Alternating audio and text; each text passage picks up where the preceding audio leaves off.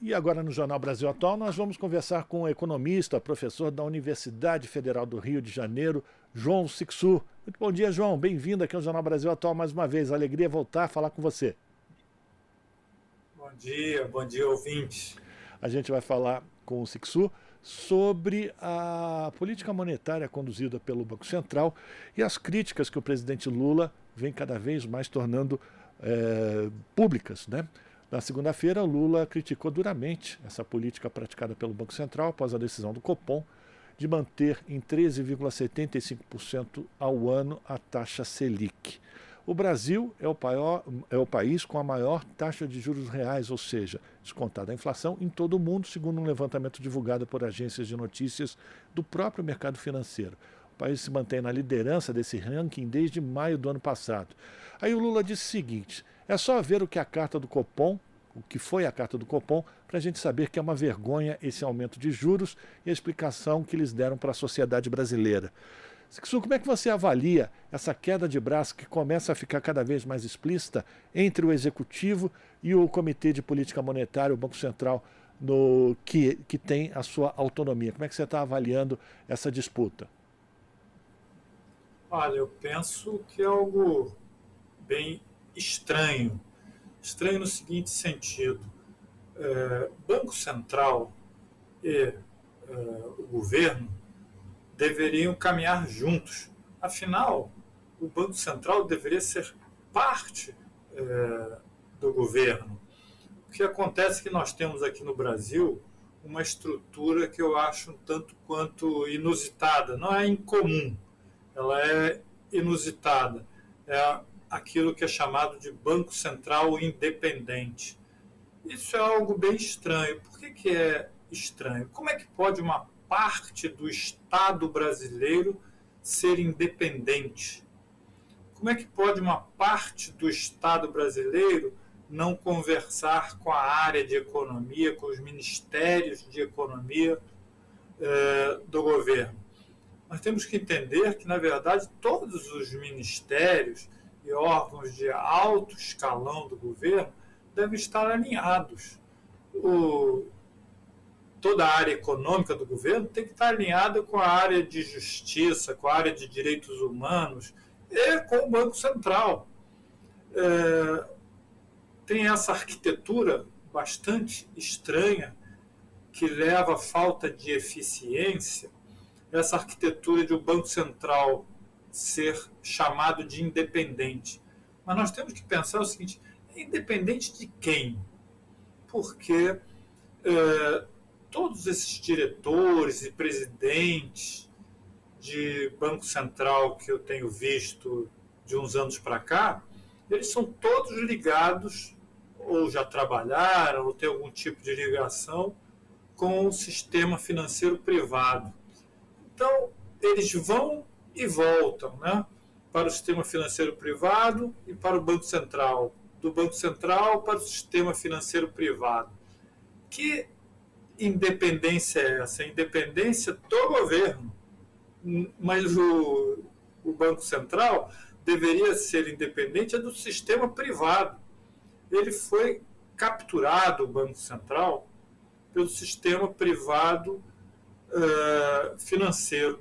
Isso nós temos que rever essa arquitetura para que o Banco Central seja de fato um órgão de Estado que faça políticas alinhadas com o governo e não em oposição ao governo. Pois é, e aí a gente lê, né, pela mídia que a taxa Selic, os economistas falam isso, é a principal ferramenta que o Banco Central utiliza para controlar a inflação. A lógica desses aumentos é que você aumenta os juros para tornar o dinheiro mais caro, reduzindo o consumo e a pressão sobre os preços. Essa é a explicação bonita, mas que pressão sobre preço? A gente não tem uma inflação de demanda, né, Sixu? As pessoas não estão comprando mais e por isso o preço fica mais caro. A chamada lei da oferta e da procura, né? Exatamente, você está correto. É estranho alguém elevar a taxa de juros, ter um único remédio, o Banco Central tem um único remédio para qualquer tipo de inflação. Inflação não tem só uma causa. Inflação tem diversas causas. E o que o Banco Central tem como diagnóstico sempre que a inflação é uma inflação de demanda. É como se a gente tivesse agora no Brasil uma situação que eu acho até muito boa, que eu gostaria de ver a economia brasileira nessa situação. Os supermercados lotados, as feiras lotadas, as lojas vendendo tudo que possuem, todo o seu estoque sendo vendido. Isso sim poderia ter uma inflação de demanda, mas se nós tivéssemos essa inflação de demanda, nós não teríamos esse enorme desemprego, essa enorme capacidade ociosa que temos nas fábricas e outros estabelecimentos de produção. Então, isso que tem que ser analisado. Nós não podemos ter um remédio só, que é a taxa de juros, para combater qualquer tipo de inflação. Por exemplo, se aqui no Brasil nós tivermos uma inflação importada, que é assim que é chamado esse tipo de inflação, o preço do petróleo sobe no mercado internacional. O preço do petróleo sobe no mercado internacional, o Brasil importa inflação. Ou seja, a gasolina sobe, os derivados de petróleo sobem aqui. Aí o que o Banco Central faz quando o preço do petróleo internacional sobe? Eleva a taxa de juros. O que uma coisa tem a ver com a outra? Realmente o que o Brasil tem que ter é uma política interna de amortecimento da variação dos preços do petróleo e não elevar a taxa de juros. O Brasil tem que ter diversos, na verdade, instrumentos. Tem que ter estoque reguladores para a área de agricultura, por exemplo. Então, se falta um produto agrícola, o governo coloca o seu estoque à disposição do mercado. Então, nós precisamos ter uma farmácia com diversos remédios para os diversos males. Ou seja, uma farmácia de combate à inflação. Porque a inflação existe em diversos tipos, assim como as doenças. Temos diversas doenças, temos diversos remédios. E não um único remédio para combater todas as doenças. Que é isso que o Banco Central faz. O Banco Central eleva a taxa de juros e para combater qualquer tipo de inflação. Isso é algo muito prejudicial, porque quando a economia não está superaquecida, o resultado é que quando se eleva a taxa de juros, derruba mais ainda a economia que já está combalida, que é, na verdade, a situação que nós estamos vivendo. Nós vivemos uma situação de uma economia frágil, com uma taxa de juros elevada. Isso é um completo algo sem sentido, né? Algo sem sentido. Como é que podemos elevar a taxa de juros tendo desemprego, temos estoques sobrando nas lojas, temos fome, etc, etc, etc, diversas carências. Então nós temos que pensar nisso, que temos que ter diversos remédios para os diversos tipos de inflação. E dependendo da inflação que se tenha, se utiliza o remédio adequado e não só a taxa de juros para qualquer tipo de inflação. Talvez a explicação seja que o aumento dessa taxa de juros, mesmo com a economia tão deprimida, você não consegue me ouvir? Está me ouvindo? Não está para ouvir. Vamos tentar verificar aqui o que está acontecendo. A gente está conversando com o João Sixu, economista, professor da Universidade Federal do Rio de Janeiro. Você consegue nos ouvir, professor? Ainda não? Agora sim? Beleza? Então a gente está falando com o professor João Sixu, e aí eu queria comentar com o senhor, professor, que talvez o motivo que explique o aumento dessa taxa de juros ou a manutenção dessa taxa de juros tão alta, mesmo com a economia tão deprimida, seja que isso significa entrada de dinheiro fácil para uma pequena parcela da população rentista, que é dona, inclusive, desses mercados financeiros, não? Exatamente. Isso é transferência de renda de todos, da sociedade inteira, para aqueles que são detentores da dívida pública. Ou seja, essa é uma forma de má distribuição de renda. Então nós temos que acabar com isso, simplesmente acabar com isso. Não pode ter esse canal. O governo paga milhões, bilhões de reais àqueles que detêm títulos da dívida pública. E retira esses milhões, bilhões de reais de quem? De todos, porque, na verdade, impostos todos pagam, do mais pobre ao mais rico. Então, todos pagam para poucos. Mas, na verdade, os títulos da dívida pública, quem tem, são, em geral, concentrados nos bancos, nos mais ricos, mas também, na verdade, há uma difusão desse tipo de aplicação por todos os investidores do sistema financeiro. Então, nós temos que realmente acabar com essa transferência de renda indevida. Mas nós temos que mexer nessa relação juros, governo, como é que se determina esse patamar de juros, mas nós temos que acabar com essa ideia de o presidente do Banco Central ter um mandato que não pode ser retirado a qualquer momento pelo presidente da República. Nós temos que falar isso claramente, porque qualquer ministro pode ser demitido pelo presidente da República a qualquer momento, se não estiver seguindo a política econômica do governo. Todos estão ali para trabalhar em equipe, trabalhar numa direção só, num único vetor. Não podemos ter um presidente que tem status de ministro e tem poder enorme, muito grande, como é o presidente do Banco Central, podendo trabalhar em sentido oposto ao governo que, na verdade, deveria representar. Então, nós temos que mudar essa estrutura. Presidente do Banco Central deve ser indicado como qualquer outro ministro é, e sujeito, na verdade, à coordenação do presidente da República. Todos os ministérios têm que atuar de forma coordenada, inclusive o Banco Central. Não pode existir, nós não temos que ter medo de falar isso, não pode existir essa ideia de independência. Imaginem só um Ministério da Saúde independente. Não há o menor sentido, isso as pessoas percebem. Mas tem que perceber também, apesar do que a grande mídia sempre valorizar a ideia de independência, eles não sabem nem valorizar essa ideia de uma maneira coerente, mas o fazem, porque isso interessa, na verdade, aos banqueiros, porque, como eu já disse, essa independência é a independência da sociedade, mas de conexão direta com o sistema financeiro. E aí passa exatamente para a questão que você perguntou. Qual é a conexão direta? É transferência de recursos de todos para aqueles que detêm a maior fatia da dívida pública, que é o sistema financeiro nacional.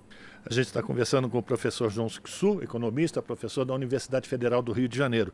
Professor, a gente já recebeu aqui uma pergunta do nosso ouvinte, internauta, telespectador, o Roberto Santos, o Roberto de Medeiros, desculpa, que é de Santos, aqui no litoral de São Paulo.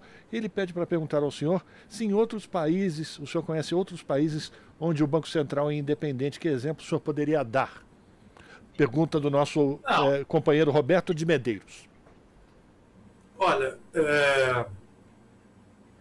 essa ideia de Banco Central independente surgiu nos anos 90 e diversos países adotaram esse formato. Entretanto, o que é muito importante dizer é que, em todos os casos,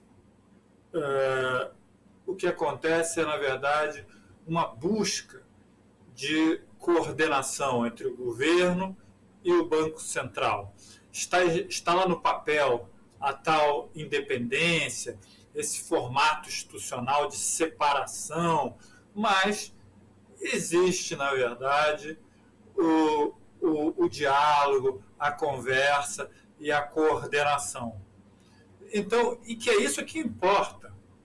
Não importa as aparências, importa o resultado.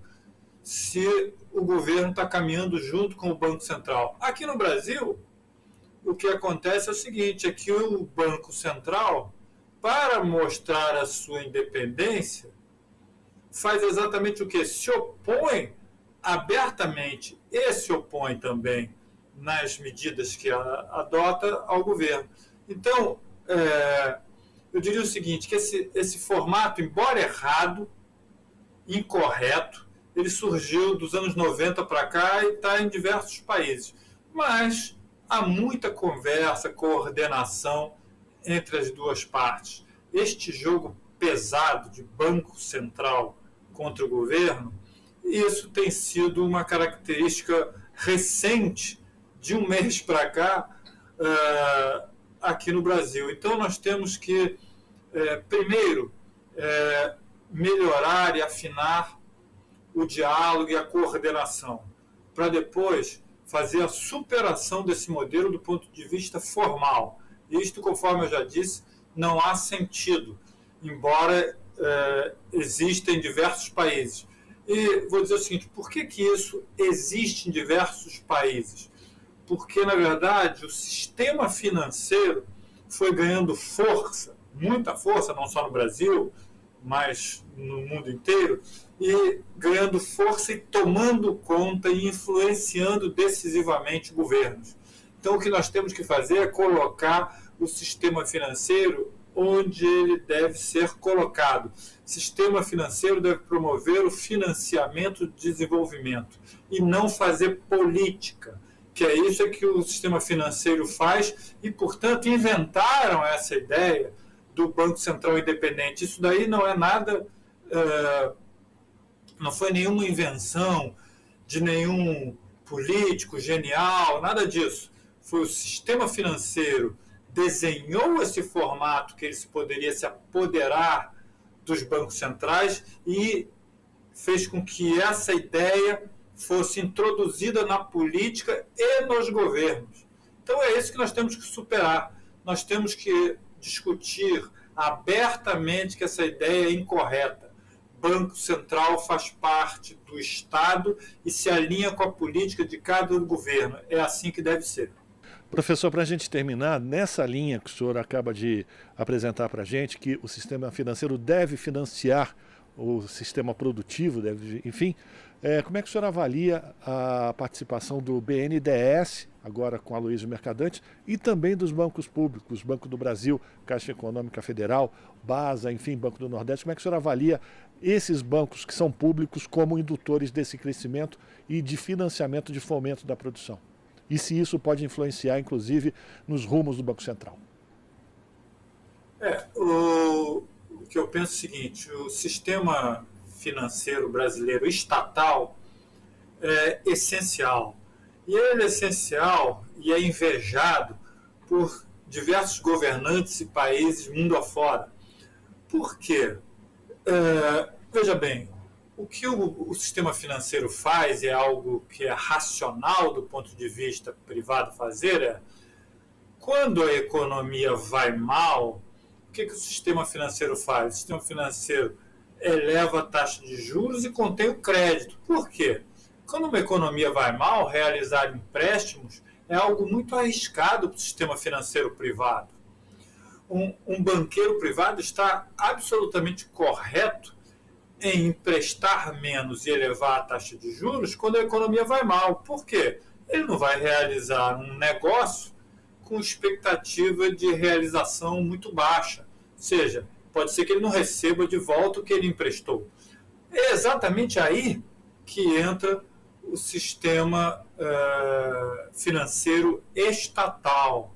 Porque o sistema financeiro estatal ele tem que remar contra a maré.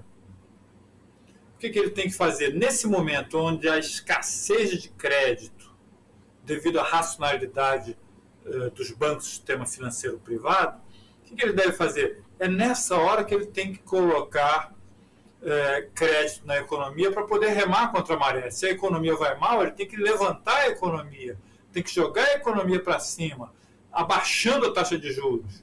Ou seja, tem que ter poder para abaixar a taxa de juros ainda quando a economia vai mal ou está cambaleando. Então, o sistema financeiro estatal é essencial no Brasil e é invejado pelo mundo inteiro. E o que eu penso sobre essas medidas do sistema financeiro público brasileiro, que ele toma decisões e medidas que são essenciais para um país em desenvolvimento e para a estabilidade econômica e social.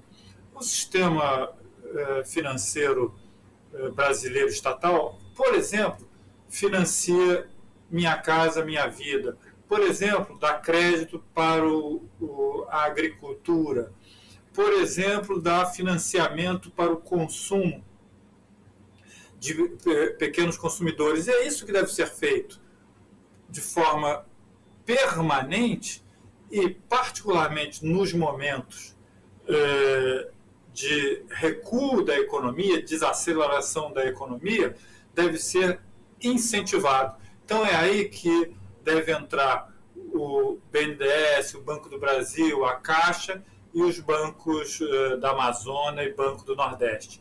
Esses bancos são essenciais para o desenvolvimento brasileiro e são invejados pelos países europeus e pelos Estados Unidos, porque aqui nós temos um ainda robusto sistema financeiro estatal. Nós tínhamos um sistema financeiro estatal maior ainda, na época que tínhamos os bancos estaduais.